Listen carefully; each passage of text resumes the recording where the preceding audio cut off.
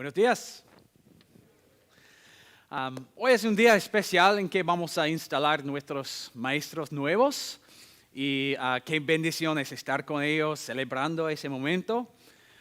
Pero es interesante que en ese día vamos a también enfocarnos en un maestro, el mejor maestro del mundo, el maestro perfecto, Cristo.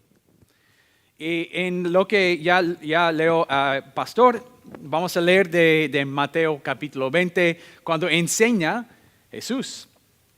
Entonces vamos a poder aprender de Él, de lo que Él quiere que sepamos.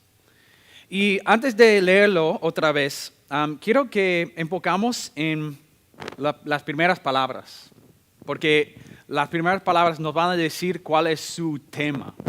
Como si tiene una lección como maestro, ¿cuál es su tema? ¿De qué va a enseñar? Dice, asimismo el reino de los cielos se parece a... Está hablando de su reino, últimamente, es su propósito de enseñarnos cómo es su reino.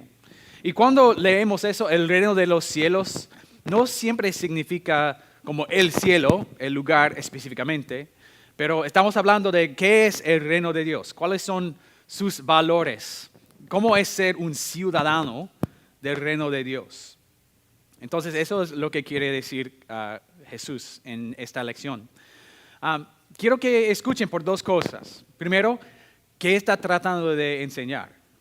¿Qué quiere decirnos sobre su reino? ¿Cuál es el punto de su historia, de su enseñanza? Y segundo, en las parábolas Cristo siempre quiere mostrar un contraste entre su reino y el reino de ese mundo, como un conflicto o un contraste entre esos dos reinos. Entonces vamos a ver algo que no es lo mismo como nuestras expectativas, pero es distinto o lo opuesto. Entonces voy a leerlo otra vez y quiero que escuchen por esas dos cosas. Asimismo, el reino de los cielos se parece a un propietario que salió de madrugada a contratar obreros para su viñedo. Acordó darles la paga de un día de trabajo y los envió a su viñedo. Cerca de las 9 de la mañana salió y vio a otros que estaban desocupados en la plaza. Les dijo, vayan también ustedes a trabajar en mi viñedo y les pagaré lo que sea justo. Así que fueron. Salió de nuevo a eso de mediodía, a la media tarde, e hizo lo mismo. Alrededor de las 5 de la tarde salió e encontró a otros más que estaban sin trabajo. Les preguntó, ¿por qué han estado aquí desocupados todo el día? Porque nadie nos ha contratado, contestaron. Él les dijo, vayan también ustedes a trabajar en mi viñedo. Al atardecer, el dueño del viñedo le ordenó a su capataz, llama a los obreros y págales su jornal, comenzando por los últimos contratados hasta llegar a los primeros. Se presentaron los obreros que habían sido contratados cerca de las 5 de la tarde y cada uno recibió la paga de un día. Por eso, cuando llegaron los que fueron contratados primero, esperaban que recibirían más. Pero cada uno de ellos recibió también la paga de un día. Al recibirla, comenzaron a murmurar contra el propietario. Estos, que fueron los últimos en ser contratados, trabajaron una sola hora, dijeron. Y usted los ha tratado como a nosotros que hemos soportado el peso del trabajo y el calor del día. Pero él le contestó a uno de ellos, amigo, no estoy cometiendo ninguna injusticia contigo. ¿Acaso no aceptaste trabajar por esa paga? Tómala y vete. Quiero darle al último obrero contratado lo mismo que te di a ti.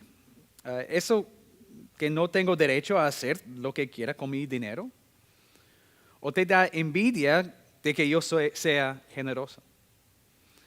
Así que los últimos serán primeros y los primeros últimos. Esta es la palabra de nuestro Dios. La historia es sencilla, no es tan difícil de entender lo que pasa. Está buscando obreros para su viñedo y a través del día encuentra más y más obreros. Y al fin del día reciben lo mismo. Pero ¿cuál es el punto de conflicto, el punto de tensión en la historia? Pues cuando el dueño da a los obreros su jornal, su dinero. Y el punto de tensión es que los obreros, los primeros, reciben lo mismo y piensan que eso no es justo. Y nosotros podemos entender cómo sienten, ¿no? Porque si estuviéramos en su lugar, en su posición, probablemente reaccionaríamos igual, ¿no? A decir que, pues, eso no es justo.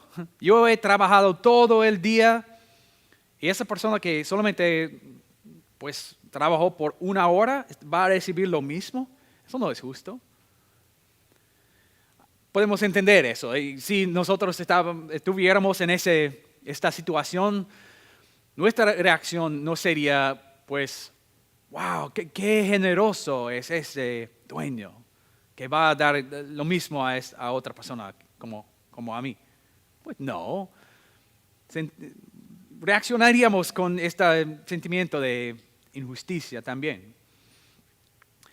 Para nombrarlo o definirlo, su reacción fue envidia.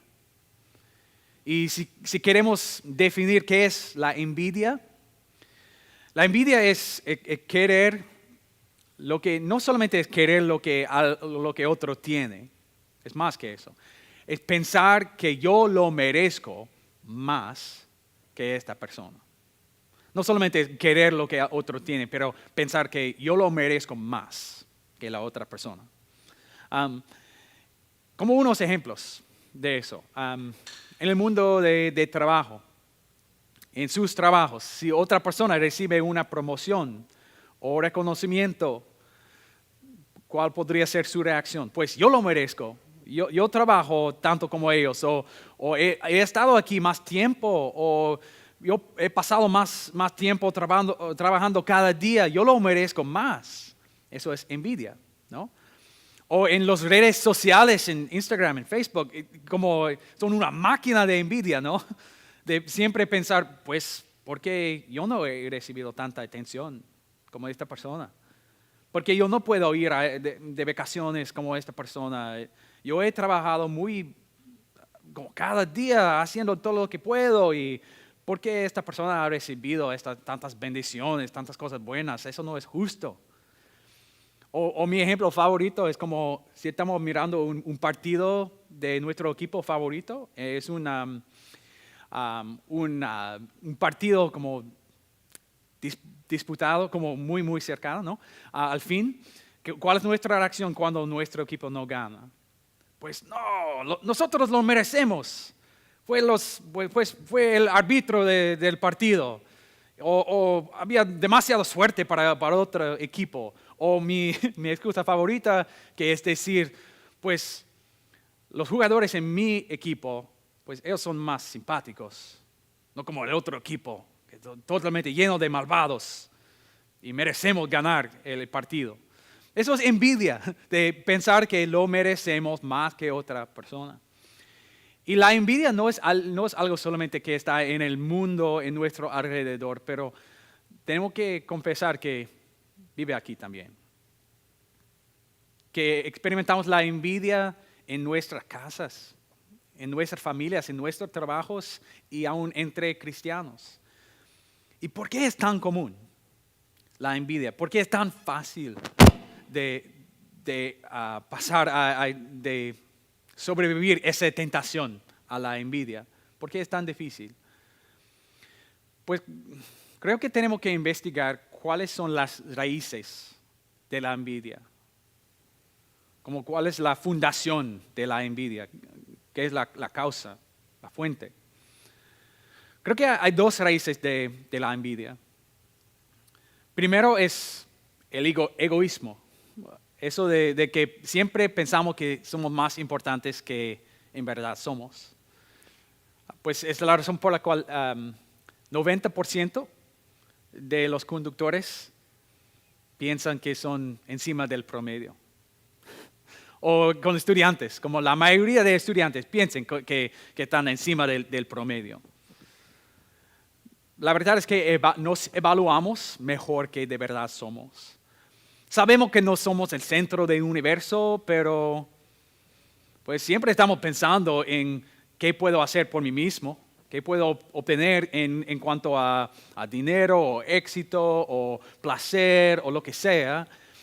Estamos enfocados en nosotros mismos demasiado. Y siempre pensamos que no hemos recibido lo que debemos. Entonces, las dos raíces de la envidia son eso de egoísmo o de siempre tratar de elevarnos. Y la segunda sería la expectativa de ese mundo funciona con karma o con un sistema de mérito y recompensa. Como la idea de que si me comporto bien, si trabajo bien, voy a recibir cosas buenas. Y si alguien es perezoso o no es amoroso, no merece estas cosas buenas. Entonces, el resultado de la combinación de estas dos cosas, de una expectativa de un mundo, un reino de karma y también nuestro egoísmo, es que siempre sentimos que no hemos merecido lo que merecemos. Que siempre sentimos que merecemos más. O que ese mundo no es justo, porque yo merezco más. Y creo que podemos entender por qué la envidia es tan común. Cuando sabemos que vivimos en una cultura, un país, en un reino, así que sus valores son así. No es tan difícil de entender porque sufrimos o luchamos tanto con la envidia. Y tal vez sería bueno hoy, como ya al principio del servicio, en la confesión, ya lo confesamos, pero tal vez podemos tomar otro momento para pensar, pues Dios, perdóname, porque mis pensamientos no han sido buenos, han sido pecaminosos.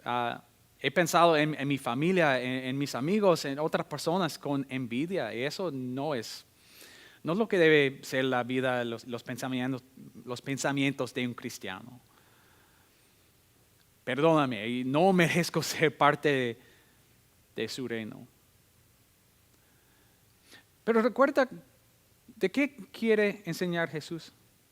¿La envidia o más su reino, no? Entonces, ¿cómo están conectados? Es eso de todo de envidia y lo que quiere decir Jesús sobre su reino.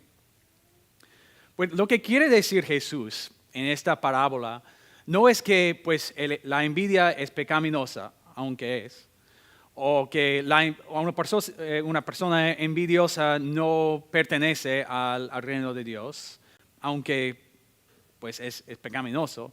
Pero lo que quiere decir Jesús es que su reino no funciona así.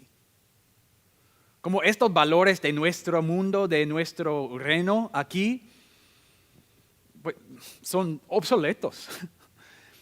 Su reino, pues vivimos en un reino de gracia. Estamos acostumbrados a vivir en un mundo en que la expectativa es karma o recompensa, pero vivimos en un reino de gracia. Como ya hemos pensado en estas raíces de la envidia, del egoísmo y de la expectativa de karma, pues en el reino de Cristo es el opuesto. Es el opuesto, como sus valores o su sistema, su sistema económico no es recompensa, pero gracia. Es pura gracia. Cada miembro que está en el reino de Dios está aquí por pura gracia. No por sus acciones, sus buenas obras, sus decisiones, por su trabajo, no. Estás aquí por gracia. Solamente porque Cristo murió por ti. Porque dio su vida para quitar todos sus pecados, aun sus pecados de envidia. Yo estoy aquí no por mis buenas obras, no por ser muy sabio, pero por la gracia de Dios, pura gracia. Aún los caracteres en la Biblia, como Abraham o el apóstol Pablo, están en sus lugares por pura gracia. Abraham no fue un creyente. Creí en ídolos antes de que Dios lo escogió. O el apóstol Pablo fue un hombre malo. No amó a Cristo cuando Dios lo escogió. Fue por pura gracia. Y es por pura gracia que estamos aquí. Entonces, este sistema de siempre querer mirar a otras personas y pensar dónde está mi ranking con esta persona y tengo que elevarme o estoy recibiendo lo que merezco y todo eso. Jesús diría, pues mi reino no funciona así. Mi reino no funciona así. No tienes que siempre pensar, pues, ¿dónde estoy en comparación con otras personas? Porque, ¿sabes dónde estás en comparación con otras personas? Todos nosotros estamos mejores que pensamos. Porque Dios nos ha elevado por Cristo. Nos ha tomado y nos ha elevado con la perfección de Jesús.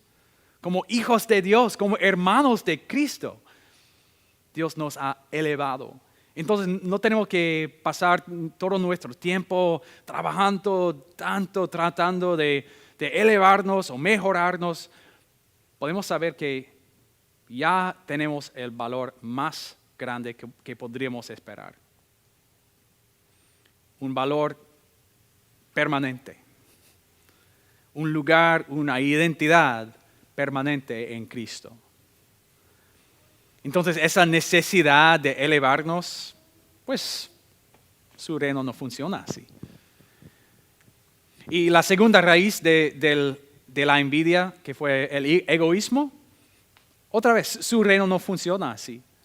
Es un reino en que podemos ponernos debajo de otras personas para servirles, porque no tenemos que preocuparnos con eso de, pues estoy recibiendo lo que merezco y si me pongo debajo de otra persona, voy a recibir lo que merezco o no tenemos que pensar en eso porque Dios ya nos ha elevado.